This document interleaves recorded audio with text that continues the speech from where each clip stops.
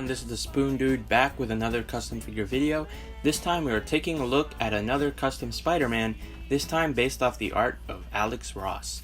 Now, for those of you who don't know Alex Ross, he is a comic artist who is famous for these beautiful paintings of superheroes. They're a little bit more realistic, and yeah, he's definitely one of my favorite comic artists. I think I've referenced him in some of my previous videos. Last year, Hasbro released 3 Marvel Legends based off Alex Ross's art, but sadly, Spider-Man was not one of those characters to get that treatment. And this was disappointing to me because, of course, I'm a big Spider-Man fan, and I think Alex Ross's version of Spider-Man looks, fantastic. If you look at his artwork, he draws Spider-Man very reminiscent of a more classic kind of John Romita style, but with a more kind of realistic baggy suit with all sorts of like wrinkles and stuff that make it look like he's just a guy wearing fabric. He also gives him a darker blue than the usual bright blue, and the way he does his mask, he gives him sort of really cool looking reflective chromy silver eyes instead of just a flat white we usually see. So of course I decided I wanted to make a custom figure of that if Hasbro wouldn't make an official one.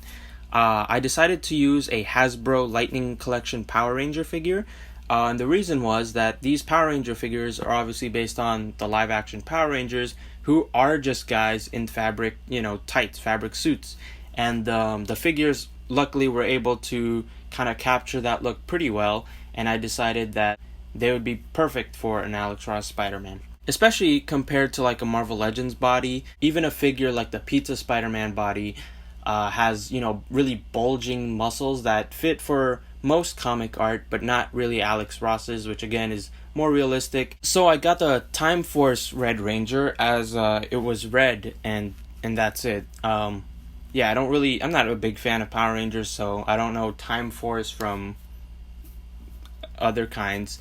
Anyways, I swapped his head for a Spider-Man Homecoming one, as I thought the Spider-Man Homecoming head was already kind of shaped enough like Alex Ross's Spider-Man mask. All I had to do was resculpt the eyes. I took off the Power Rangers belt and then removed the figure's lower arms and feet and swapped them for some Marvel Legends ones, so that I wouldn't have to worry about those gauntlets that the Power Rangers was wearing.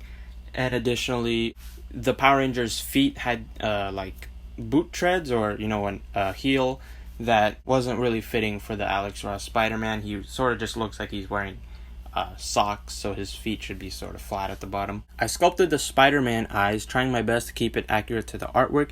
You'll see I also used my Milliput epoxy clay to fill in the sculpted etched webbing that the original Spider-Man head had. I decided that I was just going to have flat painted webs for the Spider-Man because it would be easier to paint them than try to sculpt them all over the figure. And I wanted the head to match the body, so I tried to make it a little bit smoother and remove those kind of sculpted webbing. The remaining sculpt work was just filling in where the belt was on the Ranger and resculpting the top of the boots, and then filling in all the joint pegs because I thought that would look nicer. I primed the figure black and then hand painted the red sections. For the blue, I gave it that purpley blue that's signature to most of the Alex Ross Spider-Man images that I find. I did this color by just mixing a navy blue with a red, and I know it looks pretty dark in some pictures. You might even think it's just a black, but it's definitely that blue color. I used this black for the Spider-Man logo, and then also for the that trim around his eyes.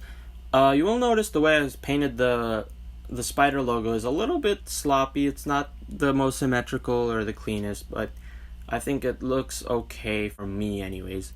You will notice on the back that I painted the spider logo there too, and I based that spider logo off how Alex Ross painted it in the Marvels comic.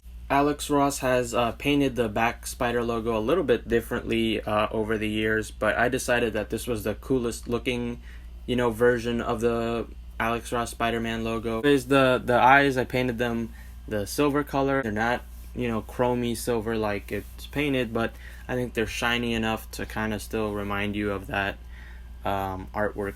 When I post the figure on Instagram, people have been frequently asking me how I painted the webs, and the answer is that I didn't paint them. The way I got them on there was using a fine-tipped pen and I'll try to show up pictures so that you guys will know which pen specifically. And yeah, by using a pen, I didn't have to worry about being too sloppy with a brush that could be pretty tricky to try and get a consistent line thickness and everything. And don't get me wrong, I was still pretty sloppy with the pen, and the webbing is not entirely consistent or clean or symmetrical, but I think it works pretty decently, and from afar it's not too noticeable.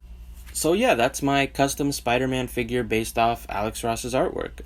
The Power Rangers figure I think turned out pretty great for this version of Spider-Man. Like I said, it just looks like a guy in fabric costume, and that's what Alex Ross's Spider-Man is.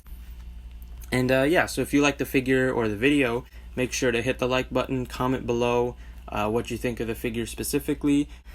Make sure to subscribe for more videos. I recently did a collection video of all my Spider-Man figures, so you guys should definitely check that out if you haven't. I hope to see you on my next video. Thanks for watching.